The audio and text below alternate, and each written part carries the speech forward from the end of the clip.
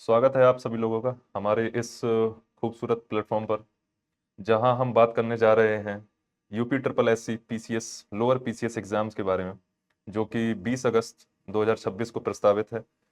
उसी कड़ी को देखते हुए हम लोग बात करेंगे एक सिलेबस की जनरल साइंस के बारे में। जब हम बात करते हैं जनरल साइंस के बारे में, तो यहाँ से हमारे 5 क्वेश्चन आने हैं। अगर आप इसको रिवीजन के तौर पे लेंगे या इसको कवर करेंगे, तो इस एग्जाम में आप 3 से 4 क्वेश्चन, इवन 5 क्वेश्चन भी पूरे सॉल्व कर सकते हैं, जो कि बहुत आसानी से आपके मार्क्स बढ़ाएगा। अगर हम इसकी सिलेबस की बात करें तो जनरल साइंस को 3 पार्ट्स में डिवाइड किया गया है: फिजिक्स, केमिस्ट्री और बायो। अगर ये देखा जाए कि किससे ज्यादा प्रश्न आएंगे, तो बायो पर ज्यादा एम्फेसिस रहता है बजाय केमिस्ट्री और फिजिक्स के। अगर हम इसको एक समीकरण के रूप में देखें तो ये हम पाएंगे कि बायो बायो से ज्यादा प्रश्न, फिर केमिस्ट्री और फिर आपका फिजिक्स। तो इसी कड़ी में देखते हुए, लेकिन हम सबसे पहले फिजिक्स को कवर करेंगे, फिर केमिस्ट्री को कवर करेंगे, फिर बायोलॉजी को कवर करेंगे। अब आगे बढ़ते हैं, फिजिक्स के इसके सिलेबस के बारे में बात कर लेते हैं। तो इसी कड़ी को देखते हुए फिर हम लोग आगे बात करने जा रहे हैं हमारे भौतिक विज्ञान के बारे में, कि भौतिक विज्ञान को हम लोग जीरो से स्टार्ट करेंगे, बेसिक से स्टार्ट करेंगे और एडवांस लेवल तक लेके जाएंगे। इसमें कुछ कुछ बीच में बुलेट पॉइंट्स, जो इंपॉर्टेंट पॉइंट्स जो रहेंगे, उससे आपको ये आइडिया लगता रहेगा कि एक स्टेटमेंट दे दिया जाएगा जो आपके परीक्षा को उपयोगी रहेगा। उसको इसी तरीके से बनाया गया है कि पीवाईक्यूज के संकलन में और उसके सिलेबस को देखते हुए, ताकि आपको बेहतर स्थिति में आपकी प्रिपरेशन अच्छी हो सके, आपकी तैयारी एक बेहतर स्थिति में जा सके। तो आइए शुरू करते हैं हमारे भौतिक विज्ञान को। भौतिक विज्ञान का अगर हम सबसे पहले डेफिनेशन की अगर बात करें कि ये कि डेफिनेशन क्या है, तो डेफिनेशन इसको इंग्लिश में फिजिक्स कहते हैं, सिंपल है। और अगर जिसका अर्थ ये है प्रकृति और प्रकृति का ज्ञान, संस्कृत में इसको भौतिकी कहते हैं, जो कि एक नॉर्मल सबको आता ही है। लेकिन ये पता होना चाहिए आपको, क्योंकि आप तैयारी करने वाले छात्र हैं, तो आपको ये इतना आइडिया होना चाहिए कि भौतिक विज्ञान एग्जैक्टली होता क्या है और इसकी डेफिनेशन क्या है। उसी के साथ उसी के साथ अगर हम लोग बात करें, आगे बढ़ें, कि पहला यूनिट हमारा ये पड़ जाता है मात्रक। यहां से डायरेक्ट क्वेश्चंस आते हैं आपके, और जब एग्जाम्स में डायरेक्ट क्वेश्चन आते हैं यूपी ट्रिपल एससी में और अन्य आपकी प्रतियोगी परीक्षाओं के बारे में, तो यहां से डायरेक्ट क्वेश्चन उठते हैं कि यूनिट से। जब हम यूनिट की बात करते हैं कि मात्रक होता क्या है, तो किसी भी भौतिक राशि के मापन के लिए एक मानक की आवश्यकता होती है। इसी मानक को हम भौतिक राशि कहते हैं। कि अगर कोई भी चीज है, अगर उसको कैसे कैलकुलेट कर रहे हैं, कैसे मेजर कर रहे हैं, तो वही आपकी एक यूनिट कहलाती है। कुछ इसमें यूनिट्स जो होती हैं, जो फंडामेंटल होती हैं, एकदम मतलब बेसिक यूनिट होती हैं, उनको चेंज नहीं किया जा सकता है। और कुछ ड्राइव्ड यूनिट्स होती हैं, जिनको फंडामेंटल बेसिस पे, जो मूल मात्रक हैं, उन्हीं के बेसिस पे व्युत्पन्न मात्रक आपके निकल कर बाहर आते हैं। अब जैसा कि मैंने कहा है कि हम लोगों ने इस तरीके से इस चीज को डिजाइन किया है कि इसमें यह देखा है कि पीवाईक्यूज के कुछ क्वेश्चन को, कुछ कुछ बुलेट पॉइंट्स को, जो कि बीच में दे दिए गए हैं, ताकि आपका बेहतर रिवीजन हो सके और इस एग्जाम पे आपकी कमांड बन सके। जैसे कि पहला पहला पॉइंट यही है कि विभवांतर मापने के लिए वोल्ट मीटर का प्रयोग किया जाता है। आदर्श वोल्ट मीटर का आंतरिक प्रतिरोध अनंत तथा आदर्श एमीमीटर का आंतरिक प्रतिरोध नगण्य माना जाता है। ये यूपी ट्रिपल एससी पीवाईक्यूज का अब आया हुआ क्वेश्चन है। ये डायरेक्ट स्टेटमेंट उठा के ये आपसे क्वेश्चन पूछ लिया जाएगा, तो आपको ये पता होना चाहिए। आप एक बार इसको पढ़ लेंगे तो ये आपको ध्यान में रहेगा। अब इसी के साथ आगे बढ़ते हैं, आगे आते हैं तो ओमी मीटर भी होता है, जो कि आपका विद्युत प्रतिरोध के मापन में किया जाता है। अगर अत्यंत कम प्रतिरोध हेतु माइक्रो ओमीमीटर से नापा जाता है, उच्च प्रतिरोध हेतु मेगा ओमीमीटर और मेगर प्रयुक्त होता है। ये स्टेटमेंट है, ये डायरेक्ट स्टेटमेंट उठा के आपकी परीक्षा में पूछ लिए जाते हैं, जो कि आपके लिए इंपॉर्टेंट हो जाता है कि ये आपको पता होने चाहिए। एक नजर आपके जरूर डालना है इस पे। अवशोषित या विकसित ऊष्मा को मापने हेतु कैलोरीमीटर का प्रयोग किया जाता है, ये इंपॉर्टेंट हो जाता है। पराध्वनिक गति को मैक या मैक संख्या से व्यक्त किया जाता है, ये इंपॉर्टेंट हो जाता है। 1 वाट घंटा 3600 जूल तथा 1 किलोवाट घंटा 3.6 इंटू 10⁶, ये थोड़ा सा प्रिंटेड एरर है। अगर हम ये बात करें 10⁶ जूल होता है। ये डायरेक्ट क्वेश्चंस आते हैं आपके यूपी ट्रिपल एससी एग्जाम्स में जो पूछे गए हैं और आने वाली परीक्षाओं में भी पूछे जा सकते हैं, इसलिए ये इंपॉर्टेंट हो जाता है। अब इसी कड़ी में अगर जैसे हम आगे बढ़ेंगे तो जड़त्व आघूर्ण का मात्रक किलोमीटर 2 होता है, इसको ध्यान रखें, किलोमीटर स्क्वायर होता है। सामान्य वायुमंडलीय दाब 760 मिलीमीटर पारा स्तंभ एवं 1.013 इंटू 10⁵, फिर से यहां एरर है तो 10⁵ जाएगा ये। इसी के साथ आर्द्रता मापने के लिए हाइग्रोमीटर, यहां से डायरेक्ट क्वेश्चन पूछा जाता है, हाइग्रोमीटर इंपॉर्टेंट हो जाता है। तुलनात्मक घनत्व को मापने के लिए हाइड्रोमीटर का प्रयोग किया जाता है, ये आपको पता होना चाहिए हाइग्रोमीटर और हाइड्रोमीटर क्या होते हैं, ये भी पूछा जाता है। भूकंप को रिकॉर्ड करने के लिए सीस्मोग्राफ इंपॉर्टेंट है। भूकंप के परिमाण को मापने के लिए रिएक्टर पैमाने का प्रयोग किया जाता है। यानी कि कहने का मतलब सिर्फ इतना सा है कि जो अर्थक्वेक होता है, अर्थक्वेक को मेजरमेंट कैसे होता है, उसकी क्षमता क्या है और उसकी एक जो विनाशक क्षमता क्या है, ये 2 भागों में विभाजित किया गया है। इसी में आगे बढ़ेंगे तो विद्युत वाहक बल को मापने तथा 2 सेलों के विद्युत वाहक बल की तुलना करने के लिए पोटेंशियोमीटर का प्रयोग किया जाता है। और रेडियो धर्मिता मापने के लिए गीगर मूलर काउंटर का प्रयोग किया जाता है। ये आपके फैक्ट हैं, टोटली फैक्ट हैं। अगर आप इन सब चीजों को देखेंगे और एक बार पढ़ के अगर निकल जाएंगे तो आपको ये आइडिया रहेगा कि समझ में आएगा कि यहां से अगर कोई भी आपका क्वेश्चन आएगा तो आपका क्वेश्चन गलत नहीं होगा। अगर हम आगे बढ़ें, आगे और हमारे फैक्ट जो इंपॉर्टेंट हैं, जो हमारे एग्जाम के लिए इंपॉर्टेंट हो जाते हैं, वो आपका प्रकाशीय घूर्णन मापने के लिए पोलैरीमीटर का प्रयोग किया जाता है। झूठ का पता लगाने के लिए पॉलीग्राफ इंपॉर्टेंट है। टैप रिकॉर्डर में सामान्य टैप की चाल लगभग 4.76 सेंटीमीटर पर सेकंड होती है। इतना सा एडिशनल जो इंफॉर्मेशन थी, जो अतिरिक्त जो जानकारी थी, जो हमारे विषय से रिलेटेड थी, ये कुछ बीच में इसलिए रख दिए हैं ताकि आपकी नजर इस पर पड़े, तो ये आपके लिए लाभदायक सिद्ध होगा, जाहिर सी बात है। इसी कड़ी में आगे बढ़ेंगे तो जो हमारा जो मात्रक यूनिट जो था, जो चैप्टर हमारा जो था, उसी में अगर हम बात करेंगे तो आगे बढ़ेंगे कि भौतिक राशियों के मापन के लिए निम्नलिखित 4 प्रकार के प्रचलित सिस्टम पद्धति जो है वो डिराइव की गई हैं। जैसे हमारी पहली जो है वो सीजीएस है, दूसरी हमारी जो है वो एफपीएस है, इसके बाद जो है आपकी वो एमकेएस, फिर एसआई यूनिट जो है ये इंपॉर्टेंट हो जाती है। यहां से आपके डायरेक्ट क्वेश्चन बनते हैं, एसआई यूनिट से आपके डायरेक्ट क्वेश्चन आते हैं। लेकिन हमारे लिए ये जानना भी जरूरी हो जाता है कि सीजीएस यूनिट क्या होता है और एफपीएस यूनिट क्या होता है और एमकेएस यूनिट क्या होता है। अगर ये आपको इतना आइडिया रहेगा तो आपकी इस पूरे विषय पर पूरी एक बहुत अच्छी कमांड बनेगी और इस पार्ट पे भी, चैप्टर पे भी आपकी अच्छी कमांड बन जाएगी। अगर यहां से कोई भी क्वेश्चन अगर आपका ऐसे आता है तो ये गलत होने के चांसेस आपके बहुत ही मिनिमम हो जाएंगे।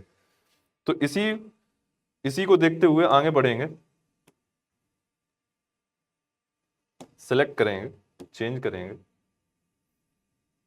सीजीएस पद्धति क्या कहती है? तो सीजीएस पद्धति क्या है? Centimetre, gram and second. एक जो आपने 3D डायमेंशन के बारे में जो पढ़ा होगा उसको रिलेट करके आप देखेंगे तो आप अच्छे से उसको रिकॉल कर सकेंगे कि सीजीएस पद्धति जो है, इस पद्धति में लंबाई, द्रव्यमान और समय के मात्रक क्रमशः सेंटीमीटर, ग्राम और सेकंड होते हैं, इसलिए इसे सेंटीमीटर ग्राम सीजीएस पद्धति कहते हैं। इसे फ्रेंच या मीट्रिक पद्धति भी कहते हैं। ये इंपॉर्टेंट हो जाता है आपके लिए, अगर हम लोग हाईलाइट करके चलें कि फ्रेंच एवं या मीट्रिक पद्धति भी कहते हैं। यांत्रिकी में आने वाली सभी भौतिक राशियों की लंबाई, द्रव्यमान और समय के मात्रकों में व्यक्त किया जाता है। इतनी सी थी।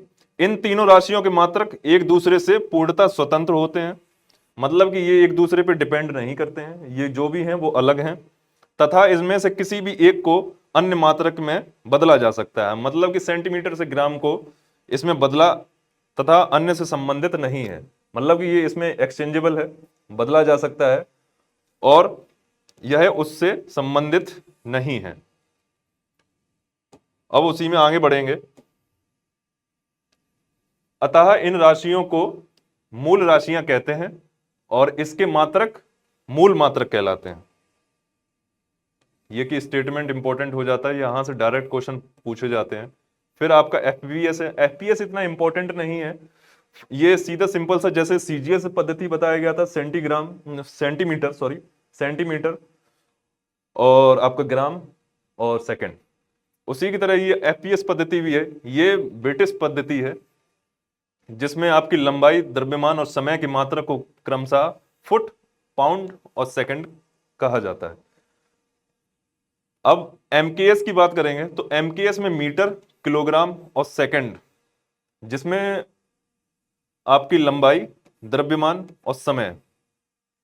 तो सीधा सीधा सिंपल सा फंडा है। आप एक चीज अगर गौर करेंगे तो पाएंगे, देखेंगे कि इसमें द्रव्यमान पूछा जा रहा है और आपकी एक लंबाई और समय, इन्हीं तीन फैक्टर को लेके पूरी आपकी ये तीन पद्धति ड्राइव की गई है। अगर क्वेश्चन पूछेगा, अगर बनाएगा तो ये डायरेक्ट ये आपके यहां से बनाएगा कि एफपीएस पद्धति स्टैंड फॉर, मतलब एफपीएस पद्धति से आपका क्या अभिप्राय है।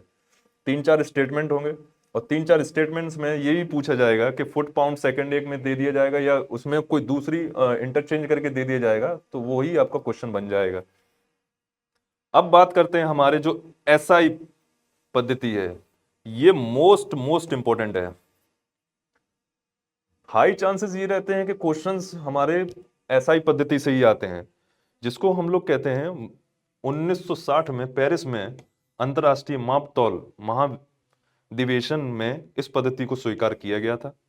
वर्तमान में इसी एसआई पद्धति का प्रयोग किया जाता है। इस पद्धति में 7 मूल मात्रक, यानी कि जो आपके फंडामेंटल और जो आपके बेसिक और जो आपके बेस यूनिट्स हैं वो इसमें इंक्लूडेड होते हैं। डायरेक्ट क्वेश्चन आपके यहीं से आते हैं। डायरेक्ट क्वेश्चन जब आपके यहां से आते हैं तो इसी कड़ी में आगे बढ़ेंगे हम लोग। Pin point SI unit, SI unit की बात करेंगे। ये फिर से एक एडिशनल इंफॉर्मेशन दी गई है।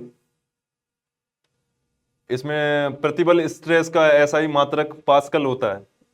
ये एडिशनल इंफॉर्मेशन, जैसा कि मैंने बताया कि एडिशनल बुलेट पॉइंट्स हैं जो वो बीच में इंक्लूड कर दिए गए हैं ताकि आपकी एक नज़र उस पर पड़ती रहे। अगर एक नज़र भी पड़ जाएगी तो एग्जाम में जब आप क्वेश्चन सॉल्व करेंगे तो आप आसानी से उस क्वेश्चन का उत्तर दे सकेंगे। तो इसलिए ऑब्जेक्टिव उद्देश्य यही था कि बीच में इन सब चीज़ों को इसमें डाल दिया जाए।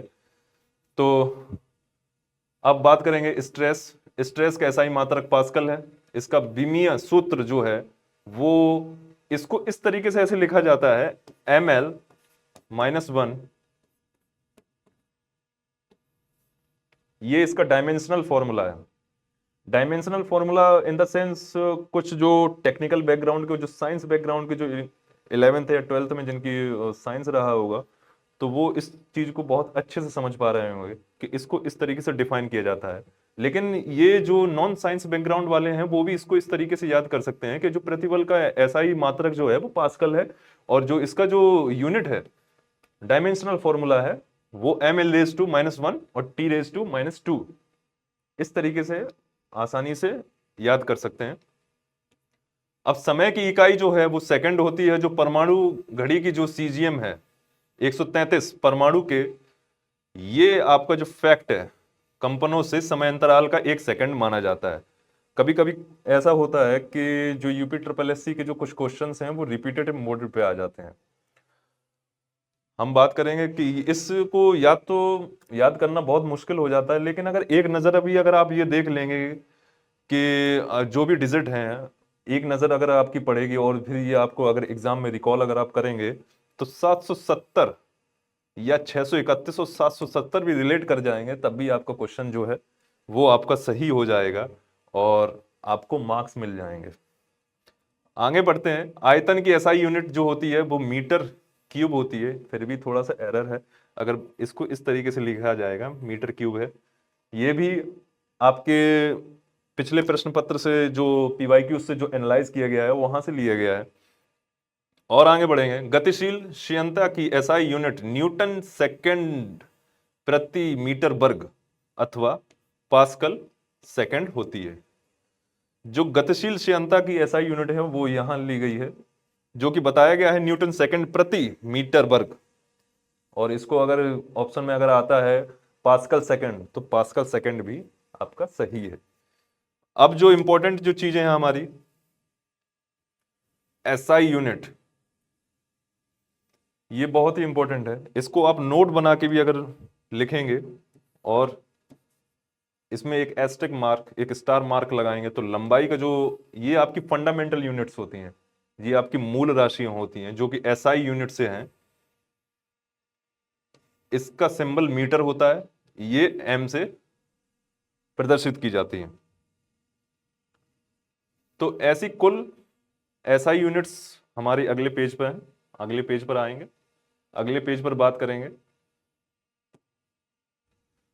सबसे पहले द्रव्यमान, इसकी एसआई यूनिट किलोग्राम, समय की सेकंड, विद्युत धारा की एम्पियर, ताप और ऊष्मा गतिक की केल्विन, और पदार्थ का परिमाण मोल, और ज्योति तीव्रता की कैंडला। इसको सीडी, मोल, के, ए, एस, केजी से रिप्रेजेंट किया जाता है। यहां से डायरेक्ट क्वेश्चन आने के चांसेस बहुत हाई होते हैं। इसको आपको अच्छे से याद करना चाहिए और रिवीजन भी करना चाहिए। इवन जो आपके यूपी पीसीएस के जो क्वेश्चंस होते हैं वो भी यहां से डायरेक्ट पूछे जाते हैं। पदार्थ की परिमाण क्या है, मोल होता है, ज्योति तीव्रता क्या है, कैंडला है। इसको बहुत अच्छे से याद करना होता है। ये 7 एसआई यूनिट्स हैं टोटल, जिसको अभी हमने लिखा।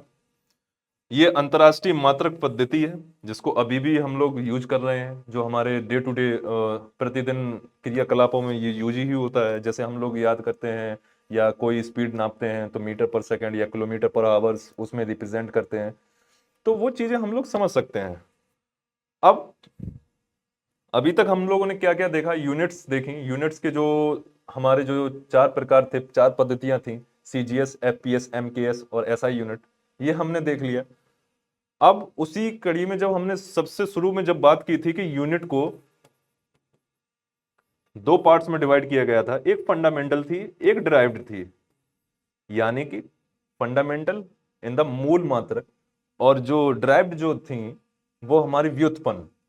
तो जो फंडामेंटल जो थी उसके जो 4 पद्धतियां थी वो हम पढ़ चुके हैं। अब उसी दिशा में हम लोग आगे बढ़ रहे हैं। तो जो हमारा ये व्युत्पन्न मात्रक जो है, इसको साफ कर लेते हैं तो ज्यादा समझ में आएगा आपको अच्छे से। कलर भी चेंज कर लेते हैं। व्युत्पन्न मात्रक जो है, व्युत्पन्न मात्रक में जब चलेंगे, यहां पर कुछ ड्राइव्ड यूनिट्स आएंगी, जो आपकी जो फंडामेंटल्स यूनिट्स जो थी, आपकी फंडामेंटल यूनिट्स जो थी, उन्हीं के बेसिस पे ये कुछ आपकी जो व्युत्पन्न मात्रक जो है उनको ड्राइव किया जाता है। तो अगर हम इसमें सबसे पहले में बात करेंगे तो देखेंगे समतल कोण की यूनिट्स जो होती है वो रेडियन हो जाती है, घन कोण की स्टेरेडियन हो जाती है, आवृत्ति की हर्ट्ज जो हो जाती है, बल की न्यूटन हो जाती है, दाब और प्रतिबल की पास्कल हो जाती है, ऊर्जा कार्य ऊष्मा की मात्रा जो जूल हो जाती है, और शक्ति रेडियन फ्लक्स की वॉट हो जाती है, और विद्युत आवेश की कूलम हो जाती है। यहां से आपके क्वेश्चन आते हैं। इतना इसको अगर आप स्किप कर देंगे, क्योंकि ये एक टेक्निकल बैकग्राउंड है, तब भी चल जाएगा, लेकिन ये आपको जरूर याद होना चाहिए। ये टेक्निकल बैकग्राउंड, और जब भी बात करेंगे ना जनरल साइंस की, जब हम बात करेंगे तो जनरल साइंस का मतलब ये है कि सामान्य विज्ञान। जब आपने सिलेबस जब देखा होगा यूपी ट्रिपल एससी का, तो उसमें यही लिखा हुआ है कि ये जो चीज है एक शिक्षित वर्ग से हम एक अपेक्षित करते हैं कि ये शिक्षित वर्ग को ये हमें पता ही होना चाहिए या पता होगा। तो जनरल साइंस में जब बात करते हैं और इन सब चीजों में जब आते हैं, इन टेक्निकल बैकग्राउंड से मीटर पर मीटर और ये स्टेरेडियन में मीटर स्क्वायर पर मीटर, ये थोड़ा टेक्निकल बैकग्राउंड हो जाता है। तो इस समय आपको ये भी पता होना चाहिए क्या चीजें पढ़नी है और क्या चीजें नहीं पढ़नी है। एक कुछ चीजों को रिव्यू करके छोड़ देना है और कुछ चीजों को आपको अच्छे से ध्यान देना है। तो वो उसी में मैं बताता जा रहा हूं कि आगे कैसे करना है। तो और आगे बढ़ेंगे, विद्युत आवेश तक हो गया है। अब वोल्टता, विद्युत विभवांतर, विद्युत विभवांतर को वोल्ट में, विद्युत धारिता फैरड, विद्युत प्रतिरोध ओम में, ये तो आपने पढ़ा ही होगा, ये बहुत ही बेसिक साइंस हो जाती है। विद्युत चालकता सीमेंस में, चुंबकीय फ्लक्स वेबर में, चुंबकीय फ्लक्स घनत्व टेस्ला में, प्रेरकत्व हेनरी में, तापमान डिग्री सेल्सियस में, और ज्योति फ्लक्स जो है ल्यूमेन में। अगर आप एक ये नजर इस पे सब पे डाल देंगे, वेबर पे भी कर देंगे, तो तब भी जब आपका एग्जाम जब होगा, जब आपकी परीक्षा जब होगी और जब आप इन सब चीजों को देखेंगे, तो आपके स्मरण शक्ति में तुरंत ये क्लिक करेगी ये चीज कि ये सब आपका पढ़ा हुआ होगा। और जब आपका ये पढ़ा हुआ होगा तो उसको आसानी से आप टिक मार के आगे निकल जाएंगे। अब उसी में आगे बढ़ते हैं, ये सारी हमारी जो डिराइव्ड यूनिट्स हैं उनको और देख लेते हैं अच्छे से, कि थोड़ी बची हुई हैं, फिर इसके बाद और इंपॉर्टेंट टॉपिक्स हमारा स्टार्ट होगा। अब एरिया, उससे पहले ये हमारी कुछ बची हुई थी। प्रदीप्ति घनत्व के लक्स होता है, रेडियो न्यूक्लाइड की सक्रियता वेक्यूरेल होता है, अवशोषित विकिरण का ग्रे होता है, और पीकिरण मात्रा डोज का सीवर्ट, और उत्प्रेक्षण सक्रियता की कैटल। ठीक है, ये टोटल आपकी जो ड्राइव्ड यूनिट्स थी, जब आपके फंडामेंटल यूनिट से ड्राइव्ड होके आती थी, उसके ये सारे के सारे आपके ड्राइव्ड यूनिट्स यहाँ पे खत्म हो जाते हैं। और फिर इसके बाद हम लोग चलेंगे आगे अपने दूसरे टॉपिक पर, एसआई मूल मात्रकों के पदों में व्यक्त कुछ व्युत्पन्न मात्राएं। जो हमारे जो प्रतिदिन जो क्रियाकलाप होते हैं, जो हमारे डे टू डे लाइफ में कुछ चीजें यूज होती हैं, जिनको देखते हुए हम लोग देखते हैं कि कुछ मापन जो होते हैं, जैसे हमारा क्षेत्रफल है, जो क्षेत्रफल जो है वो हमारा मीटर स्क्वायर पे ही हमेशा कैलकुलेट किया जाता है, हमेशा यूज किया जाता है। तो उसी को देखा गया है कि एरिया का जो व्युत्पन्न मात्रक होता है वो मीटर स्क्वायर होता है, ये आपको पता होना चाहिए। वॉल्यूम जो हमेशा है वो हमेशा मीटर क्यूब में रहेगा, अब दिखाई दे रहा होगा। और स्पीड और वेलोसिटी, चाल और वेग जो है वो मीटर पर सेकंड है। कभी भी जब मीटर पर सेकंड इस तरीके से लिखा मिलेगा, ये टेक्निकल टर्म्स में है, जब इसको हम यूज करेंगे तो ये मीटर पर सेकंड कहलाएगा। इस तरीके से इसको रिप्रेजेंट किया जाता है, प्रदर्शित किया जाता है। उसी उसी में आगे बढ़ेंगे जब हम लोग, तो एक्सीलरेशन, त्वरण, मीटर पर सेकंड स्क्वायर, यहां से क्वेश्चन आता है कि त्वरण को कौन सी मापक मात्रक में रिप्रेजेंट, कैसे प्रदर्शित किया जाता है। तो ये आपको पता होना चाहिए, या तो ये आपको इस तरीके से लिखा मिलेगा, या तो आपको मीटर पर सेकंड स्क्वायर लिखा मिलेगा। और जब मीटर पर सेकंड स्क्वायर लिखा मिलेगा तो यही सही उत्तर है। इसी में और आगे बढ़ेंगे तो तरंग संख्या है, ये सिंपली मीटर रेज टू -1 है। घनत्व, द्रव्यमान और घनत्व केजी एम रेज टू -3। इसी में आगे और बढ़े, पृष्ठ घनत्व, जिसको सरफेस डेंसिटी भी कहते हैं, केजी एम रेज टू -2।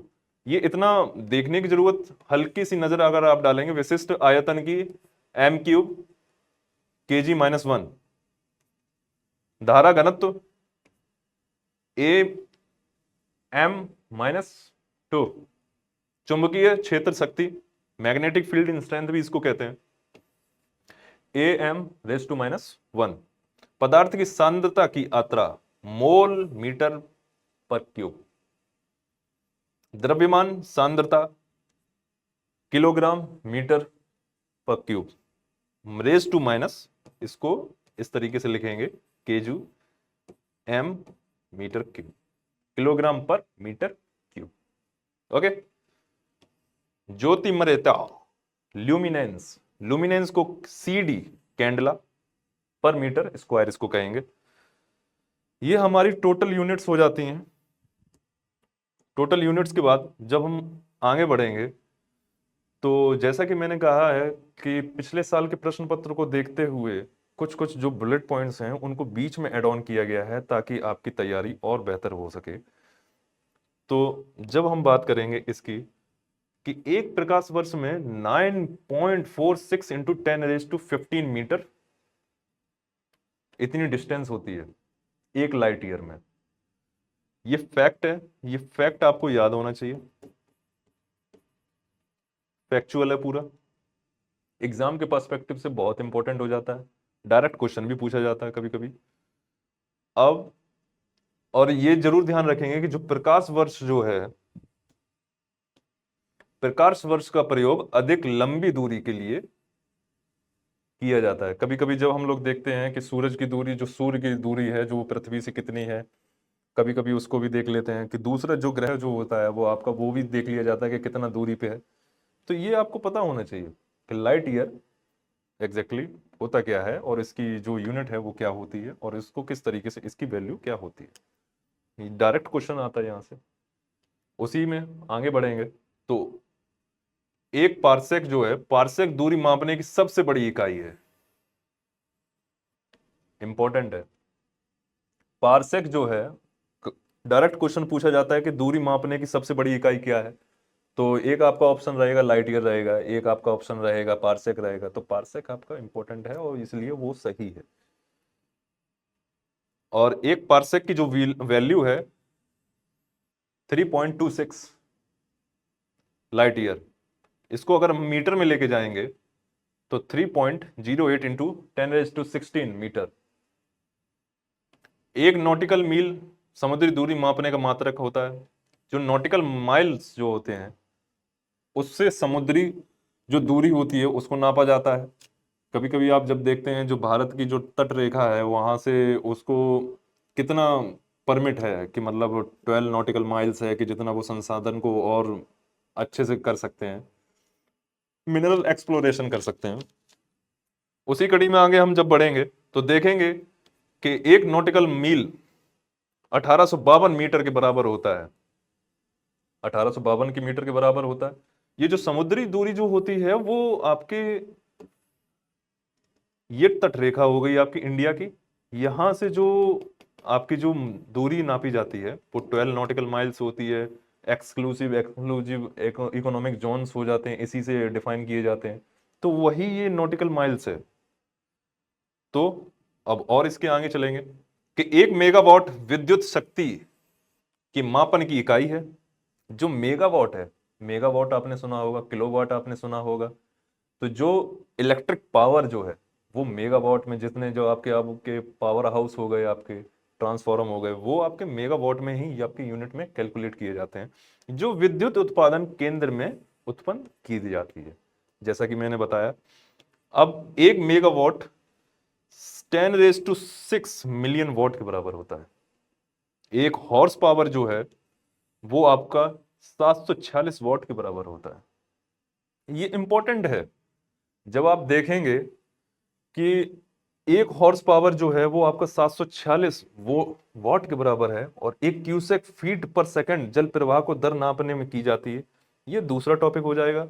लेकिन इसको जरूर ध्यान रखना है, एक हॉर्स पावर, इसकी value 746 what, 1 megawatt 10⁻6 million what.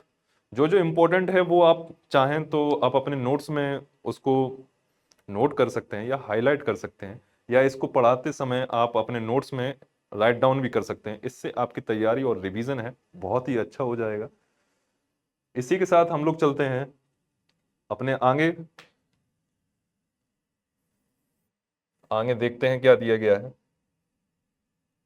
इसकी जो इकाई जो थी क्यूसेक, क्यूसेक आपने जब देखा होगा जो पानी की जो टंकियां होती हैं वो ऊपर जो भर के रखी जाती हैं, आपके जो कंजर्व वाटर जो किया जाता है, उसकी जो मापन जो शैली होती है, जो मापन जो आपकी मात्रक होती है वो आपकी क्यूसेक होती है।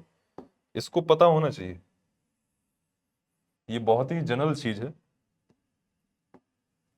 ये वही दिया गया है। और आगे जब हम बढ़ेंगे, अब क्यूसेक की एक जो है उसकी कैपेसिटी दी गई है कि एक क्यूसेक कितने का होता है। तो क्यूसेक में जब हम बात करेंगे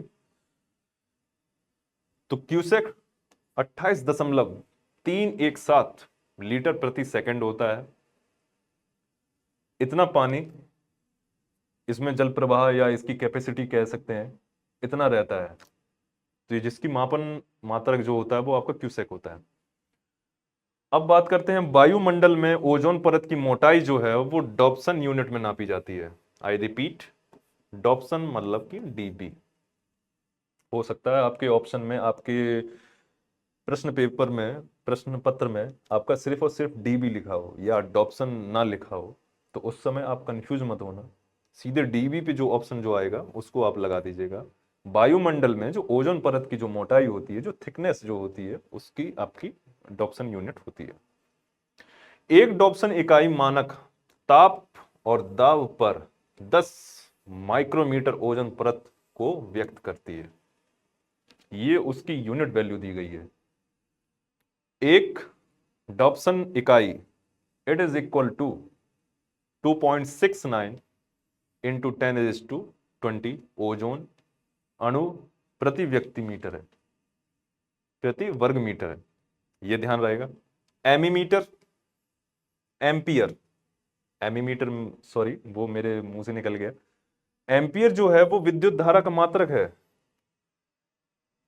एम्पियर विद्युत धारा का मात्रक है। और जो इसको जो चेक करता है वो आपका एमीमीटर कहलाता है, जो एक इंस्ट्रूमेंट होता है जिससे पता लगाया जाता है कि विद्युत धारा उसमें है कि नहीं है, वो एमीमीटर होता है। और जो coulomb ampere per second, ampere second विद्युत आवेश की इकाई है, इसको हम लोग इंग्लिश में इलेक्ट्रिक पोटेंशियल भी कहते हैं। एंगस्ट्रॉन प्रकाश एवं विद्युत चुंबकीय तरंगों की लंबाई का मात्रक है। एंगस्ट्रॉन हो गया आपका प्रकाश और विद्युत चुंबकीय तरंगों की, यानी कि आपकी मैग्नेटिक वेव से जो रिलेटेड होता है वो एंगस्ट्रॉन होता है आपका, उससे रिलेटेड होता है, तो वो उनकी इकाई हो जाती है। और एक एंगस्ट्रॉन जो है वो आपका 10⁻⁻10 मीटर, ये इसकी वैल्यू होती है। वायु दाब का जो गैर एसआई यूनिट जो होता है, वायु दाब की जब हम बात करते हैं तो हमने जब देखा था तो उसकी जो गैर एसआई यूनिट जो होती है वायु दाब की, वो बार होती है। वैसे तो प्रेशर की जो एसआई यूनिट जो होती है वो पास्कल होती है, लेकिन जो गैर एसआई यूनिट होती है, जो नॉन एसआई यूनिट जो होती है, वो आपकी बार होती है।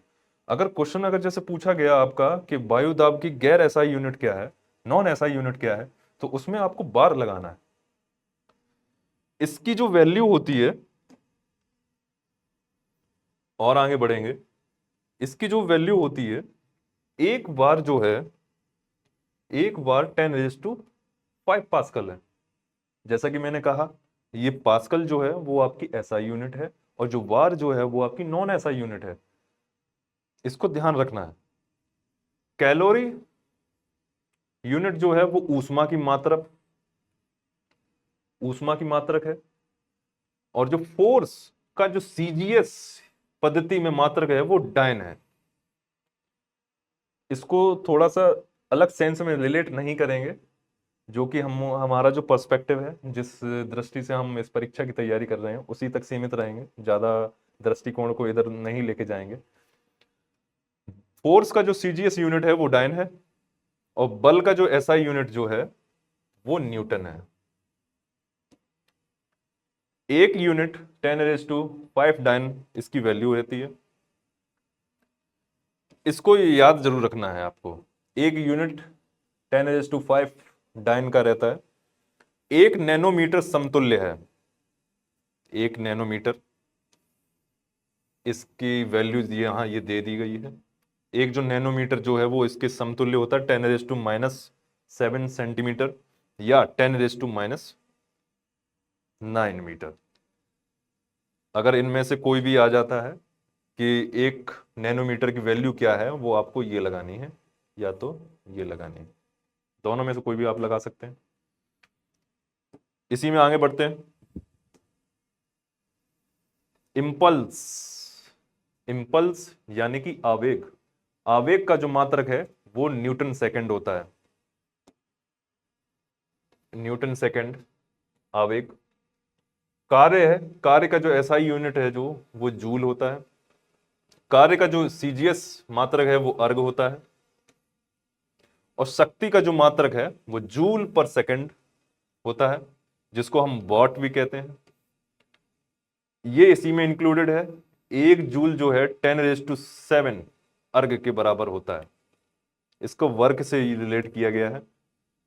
और ध्वनि की प्रबलता को डेसिबल में मापते हैं, ये पता होना चाहिए।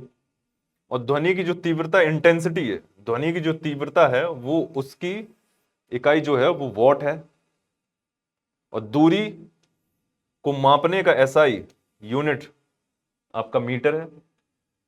यहां तक जो था आपका जो यूनिट के जो आपके जो मात्रक थे यहां तक आके पूरे हो जाते हैं कंप्लीटली। मतलब आपने 70 to 80% आपने मात्रक अपने कंप्लीट कर लिए हैं। अब जो बचे हुए हैं वो आपके एक बेसिक, एक सामान्य जानकारी के तौर पे वो जो आपको पता होने चाहिए, जैसे कि आपका रडार हो गया, सोनार हो गया। ये बहुत ही बेसिक चीजें हैं। और यहां से जब क्वेश्चन आते हैं तो डायरेक्ट क्वेश्चन आते हैं कि रडार क्या है। अगर रडार में आपको उसकी फुल फॉर्म अगर जानेंगे कि रडार एक एग्जैक्टली होता क्या है, तो जब भी हम बात करेंगे एक समुद्र में जब उसकी गहराई को नापने का प्रयास करते हैं, एक जहाज जो पोत होते हैं वो उनकी जो गहराई नापते हैं समुद्र की, तो वो रडार के जरिए इसको जब मिलिट्री के रेस्पेक्ट में जब बात करते हैं तो अपने दुश्मन की जो पनडुब्बी हो गई, और जो सबमरीन हो गई, उनका भी पता इससे रडार से लगाया जाता है। तो इसका जो फुल फॉर्म होता है वो रेडियो डिटेक्शन रेंजिंग होता है। यह वस्तुओं का पता लगाने वाली एक प्रणाली होती है जो सूक्ष्म तरंगों का, यानी कि माइक्रोवेव्स का,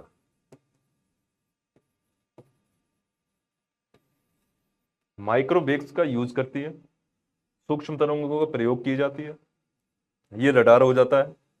तो यहां से जब क्वेश्चन बनेगा तो रडार, रडार का प्रयोग कहाँ किया जाता है, तो उसमें एक ऑप्शन रहेगा यह वस्तुओं का पता लगाने वाली एक प्रणाली है। तो यहां से जिसको पता होगा वो तुरंत लगा के इसको आगे बढ़ जाएगा।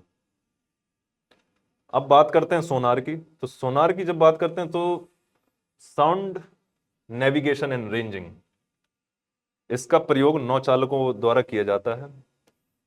सोनार की सहायता से महासागर में डूबी हुई वस्तुओं की स्थिति जानने के लिए उच्च आवृत्ति की पराश्रव तरंगों को महासागर की गहराई में भेजा जाता है। ये तरंगें उस वस्तु से टकराकर प्रतिध्वनि के रूप में वापस लौट कर आती हैं, यानी कि रिफ्लेक्ट होकर आती हैं। जब हम आगे बढ़ेंगे तो एक लाइट का चैप्टर रहेगा, प्रकाश का चैप्टर रहेगा, जिसमें हम बात करेंगे रिफ्लेक्शन के बारे में, रिफ्रैक्शन के बारे में, उनकी लॉज के बारे में। तो जब भी हम बात करते हैं ना रिफ्लेक्शन की, जब बात करते हैं तो जो ये सन रेज जो पड़ती हैं आपकी, जो आपकी रेज, आप सन रेज होती हैं, जो प्रकाश की जो तरंगे होती हैं या कोई अलग से डाली गई तरंगे होती हैं, तो ये एक जो साइनी सर्विस जो होता है उससे रिफ्लेक्ट करके ये रिफ्लेक्ट करती हैं। तो ये लॉ ऑफ रिफ्लेक्शन जो है ना, ये यहां पर यूज किया जाता है सोनार में। तो ये कुछ भी नहीं है sound navigation and ranging, it is the application of the reflection of light. Simple सी चीज है। जब हम आगे पढ़ेंगे, बढ़ेंगे, तो इसके बारे में जरूर पढ़ेंगे और ये उसका यूज वहां पर होगा। तो ये चीज जरूर ध्यान रखनी है कि सोनार का यूज कहां पर होता है, कि जो गहराई, समुद्र के जो गहराई में जो वस्तुएं होती हैं उनका पता लगाने के लिए ये सारी चीजें इसमें यूज की जाती हैं। अब उसी में और इंस्ट्रूमेंट में अगर हम आगे बढ़े तो पायरोमीटर आता है आपका। तो पायरोमीटर जो होता है वो सामान्यतः अति उच्च, वेरी हाई टेम्परेचर जो होते हैं 7 डिग्री सेल्सियस से ऊपर जा रहे हैं, तापमापन हेतु पायरोमीटर का प्रयोग किया जाता है।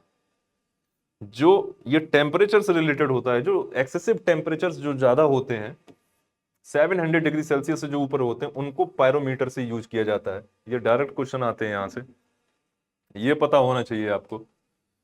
पूर्व में तेल की मात्रा बैरल में मापी जाती है, यानी कि वेस्ट एशिया। पूर्व में मतलब in the sense west Asia.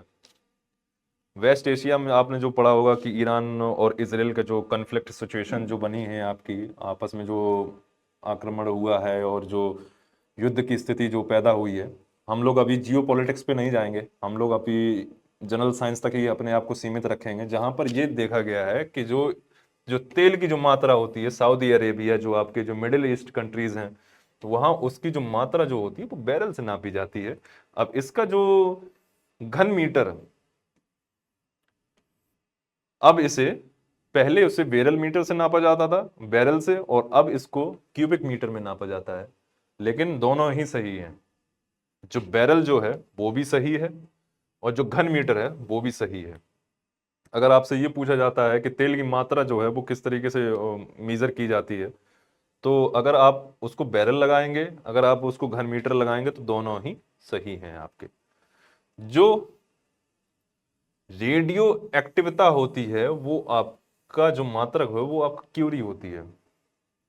ये यूपीपीसीएस के क्वेश्चन एक आया हुआ है कि रेडियो एक्टिविटी जो है उसका मात्रक क्या है, उसका यूनिट क्या है, तो वो क्यूरी है।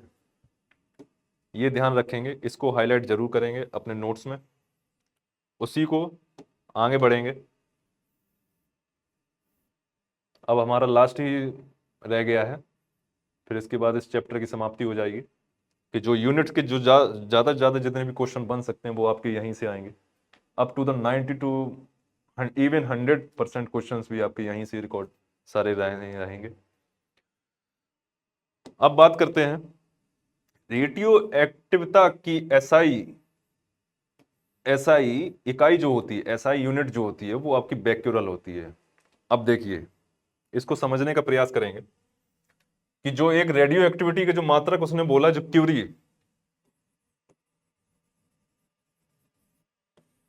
एक जगह तो क्यूरी बोल दिया है, एक जगह तो बैक्यूरल बोल दिया है। अब यहां से कंफ्यूजन बनेगा जो कैंडिडेट्स जो पढ़ेंगे। तो उसमें एक चीज आपको ध्यान रखनी है कि जो रेडियो एक्टिविता की जो एसआई यूनिट जो दी गई है वो आपकी बैक्यूरल है, और जो आपकी एक मात्रक जो दी गई है, एक यूनिट जो सिंपली जो दी गई है, वो आपकी क्यूरी दी गई है। तो जो लो हैंगिंग फ्रूट्स हैं, जब आपके जो क्वेश्चन आएंगे तो इस चीज का जरूर ध्यान रखेंगे, जो क्वेश्चन है बहुत शालीनता से पूरे सम्मान के साथ उसको पढ़ेंगे, और पढ़ने के बाद तभी आप आंसर देंगे। जल्दबाजी में उस क्वेश्चन को आपको गलत नहीं करना है। आपका क्यूरी और बैक्यूरल दोनों यूनिट्स जो हैं वो आपकी रेडियो एक्टिविटी से रिलेटेड हैं, इसमें गलत नहीं करना है। इस चीज का जरूर ध्यान रखें आप। लेंस की जो पावर जो होती है वो किस तरीके से यूनिट में की जाती है, वो डायोप्टर जो हो जाती है। जो मैंने ये चश्मा लगाया हुआ है, इसमें जो लेंस लगा हुआ है, अगर मैं इसकी एक पावर का अगर यूज करूंगा तो ये डायोप्टर में यूज किया गया है। तो डायरेक्ट यहां से अगर जैसे क्वेश्चन बनेगा तो ये किस चीज में किया जाता है, डायोप्टर, ये पता होना चाहिए। फिर इसके बाद चलते हैं चुंबकीय प्रेरण का मात्रक, जो सीजीएस यूनिट जो है वो गॉस होता है। जो मैग्नेटिक फील्ड का जो प्रेरण होता है वो आपका सीजीएस यूनिट जो है वो आपका गॉस होता है। और विद्युत प्रतिरोध यानी कि इलेक्ट्रिक रेजिस्टेंट का एसआई यूनिट जो है वो आपका ओम होता है। बस यहां तक जो सारी आपकी जो एसआई यूनिट्स, इवन जो आपकी सीजीएस यूनिट, जो जितनी भी यूनिट्स हो सकती थी जो आपके पीवाईक्यूज में जो आई हुई हैं, वो सारी की सारी यहां पर आपको पढ़ा दी गई हैं। अब इसी में जो एक लास्ट थोड़ा सा एक यूनिट, एक टेबल रह गई है, जिसको आपको जानना मेरी समझ से बहुत जरूरी हो जाता है। यहां से डायरेक्ट क्वेश्चन आ जाते हैं, नॉट इवन आपके UP triple S C exam में नहीं, अलग अलग एग्जाम्स में आपके जरूर पूछे जाते हैं, वो आपको जरूर पता होने चाहिए। और ये बहुत ही बेसिक चीज़ है और ये आपको पता होने चाहिए। लेकिन इसको याद करेंगे कैसे, ये भी मैं बताऊंगा आपको कि इसको याद करने का तरीका क्या है। कि जो डेका जो है वो हमेशा एक 10 की वैल्यू दिखाता है जो कि एक DA के बराबर है। जो डेका की जो वैल्यू है वो आपको 10 की वैल्यू हमेशा दिखाएगा। डेका कहीं भी लगा हुआ है तो आप ये मान के चलिए कि it is the multiple of 10। 10 की मात्रा उसमें रहेगी रहेगी। डेका का मतलब सीधा सीधा है 10 यानी कि 10। आपको किलो 10⁻³ ये पता होना चाहिए। इवन मेगा जो है वो आपका 10⁻6, गीगा जो है वो आपको 10⁻9 और टेरा जो है वो आपको 10⁻12। इवन पेटा जो है वो आपको 10⁻15। बस आपको इतना ही याद करना है। अब आप पूछेंगे कि सर अगर यहां से पूछ लिएगा तो कैसे बताएंगे आप। उसकी एक ट्रिक है, सीधी सीधी सिंपल सी एक ट्रिक है। जब आप इतना से याद कर लोगे, इतना याद करके जाओगे, तो एक एलिमिनेशन मेथड जो होता है उसके बेसिस पे अगर ये क्वेश्चन भी अगर ये पूछ लिया गया कि योटा क्या होता है और बाकी की ये ऑप्शन थे, तो इनके बेसिस पे आप इस चीज को भी आंसर कर दोगे। और यही स्मार्ट स्ट्रेटजी होती है और स्मार्ट प्रिपरेशन होती है। क्योंकि इतना सारा याद करना एक पॉसिबल नहीं है। और फिर उसके बाद हम लोग ये माइनस की जो घात भी होती हैं उनको भी हम लोग अगर देखेंगे तो एक डेसी जो होता है, डेका प्लस में होती है और जो डेसी जो होती है वो माइनस में होती है। ये पता होना चाहिए। माइक्रो आपको पता होना चाहिए, नैनो आपको पता होना चाहिए, फेम्टो आपको पता होना चाहिए और जेप्टो आपको पता होना चाहिए। और एक आपका ये सेंटी और एक ये आपका मिली। आपने देखिए पीको छोड़ दिया, येक्टो छोड़ दिया, येट्टो छोड़ दिया। आपने इन सब चीजों को जितना जितना मैंने बताया है आपको इसको सिर्फ हाईलाइट करना है, बाकी सारी चीजें आपको अपने आप सॉल्व हो जाएंगी। नैनो से डायरेक्ट क्वेश्चन आता है, माइक्रो से डायरेक्ट क्वेश्चन आता है। क्वेश्चन इन द सेंस कि आप पूछेंगे कि सर यहां से कैसे क्वेश्चन बनता है, तो मैं आपको एक बता दूं, एक क्रोनोलॉजी आपकी पूछी जाती है कि सबसे बड़ा क्या है, सबसे छोटा क्या है, सबसे बड़ा और सबसे छोटा। एक क्रोनोलॉजी आपकी इंक्रीजिंग और डिक्रीजिंग ऑर्डर में पूछी जाती है। एक आपका मैच द फॉलोइंग पूछी जाती है, जहां पर आपका पेटा अलग लिखा रहेगा, ये वैल्यूज अलग लिखी जाएंगी, टेरा और गीगा की ये वैल्यूज अलग लिखी रहेंगी। तो ये बहुत इंपॉर्टेंट है, आपको ये पता होना चाहिए कि ये इसका वैल्यू कहाँ पर कौन सी की है, क्योंकि ये लो हैंगिंग फ्रूट्स हैं। ये आपके डायरेक्ट क्वेश्चन अगर यहाँ से आ रहे हैं और अगर आप इसको सॉल्व कर दे रहे हो तो इससे अच्छी बात हो ही नहीं सकती है। तो इस चीज को ध्यान रखेंगे। जो जो मैंने चीजें जो बताई हैं वो सिर्फ और सिर्फ उनको हाईलाइट रखना है। और हाईलाइट रखने के बाद सिर्फ आपको रिकॉल करना है, रिवीजन करना है, रिकॉल करना है, रिवीजन करना है और प्रैक्टिस करनी है। आपको टेस्ट पेपर जरूर लगाने हैं ताकि आपकी जो तैयारी है, जो आपकी रिकॉलिंग पावर है, वो एक यूनिट में, एक आपके माइंड, सबकॉन्शियस माइंड में कहीं ना कहीं आपके बनी रहे। और जब आप इतनी सारी चीज़ें अगर आप रिवीजन करके और रिव्यू करके अगर आप लेकर जाएंगे तो आप खुद में ही एक बेहतर स्थिति में अपने आप को पाएंगे बजाय अन्य अभ्यर्थियों के। और जब आप एग्जाम दे के आएंगे तो खुद में ही एक बहुत बड़ा कॉन्फिडेंस रहेगा और आप देने भी जब जाएंगे तो एक कॉन्फिडेंस आपका रहेगा ही रहेगा। और यहां से जब आपका क्वेश्चन अगर आया तो 100% चांसेस ये हैं कि यहां से क्वेश्चन अगर आएगा तो स्ट्राइक इन्हीं में से करेगा। जो यूनिट की आपकी जो क्लासेस आज की क्लास थी, और इसी के साथ एक बार अगर हम लोग इसको रिवीजन कर लें, एक रिवीजन के तौर पे देखें कि हमने क्या क्या अभी तक पढ़ा है, तो हम पाएंगे हमने सबसे पहले एक फिजिक्स की एक डेफिनेशन देखी। फिजिक्स की डेफिनेशन के बाद हमने यूनिट देखा कि यूनिट एग्जैक्टली यूनिट किसे कहते हैं। फिर उसके बाद जो बीच बीच में जो बुलेट पॉइंट्स हैं उनको भी हमने देखा। बुलेट पॉइंट्स में जो इंपॉर्टेंट इंपॉर्टेंट पॉइंट्स हो सकते थे उनको देखा। फिर उसके बाद हमने देखा कि सीजीएस पद्धति किसे कहते हैं। फिर उसके बाद हमने देखा कि एफपीएस पद्धति किसे कहते हैं, एमकेएस पद्धति किसे कहते हैं, एसआई यूनिट्स क्या होती हैं। एसआई यूनिट्स की मैंने बता दिया, तो ये बहुत ही इंपॉर्टेंट है, इसको आपको याद रखना ही रखना है। और फिर इसके बाद मैंने बताया था कि जो आपके जो व्युत्पन्न, जो आपकी मात्रक जो हैं, वो जो आपकी ड्राइव्ड यूनिट्स हैं, उनको भी आपको याद रखना है, जो जो मैंने इंपॉर्टेंट्स जो आपको बताई हुई हैं। प्रकाश वर्ष के बारे में फिर हमने बात की थी। फिर कुछ इंपॉर्टेंट्स ये सारी चीजें थी। और ये मेगावाट के बारे में बताया था, क्यूसेक के बारे में बताया था, नॉटिकल माइल्स के बारे में बताया था। डॉप्सन यूनिट आपने ये पढ़ा। फिर उसके बाद एंगस्ट्रॉन देखा आपने, पास्कल के बारे में देखा, न्यूटन के बारे में देखा। फिर इसके बाद कुछ कुछ और जो रडार थे, जो सोनार जो थे, ये इंपॉर्टेंट थे आपके, इसके बारे में आपने देखा। फिर पायरोमीटर आपने देखा। फिर उसके बाद जो आपकी जो घनात्मक और जो 10 की जो पावर्स होती हैं उनसे रिलेटेड जो कुछ उससे रिलेटेड आपकी यूनिट्स हैं वो आपने देखी। रेडियो एक्टिविटी के बारे में पढ़ा आपने, कुछ जो एक्स्ट्रा एक्स्ट्रा जो चीजें हो सकती थी, जितना ऑलरेडी आपने यूनिट में, चैप्टर में आपने पूरा का पूरा 90% आपने पूरा कवर कर लिया, 90% के पूरे questions. Apart from all this, अगर इसके अलावा कोई भी क्वेश्चन आएगा तो वो यहीं से स्ट्राइक करेगा। 100% चांसेस ये हैं कि ये जो यूनिट से जो क्वेश्चन आएंगे वो यहीं से ही आएंगे। आप इसको अच्छे से रिवाइज करें, अच्छे से रिकॉल करें, और फिर हम लोग कल मिलते हैं। ये रिकॉर्डेड सेशन आज का यहीं था, सीमित था। Thank you.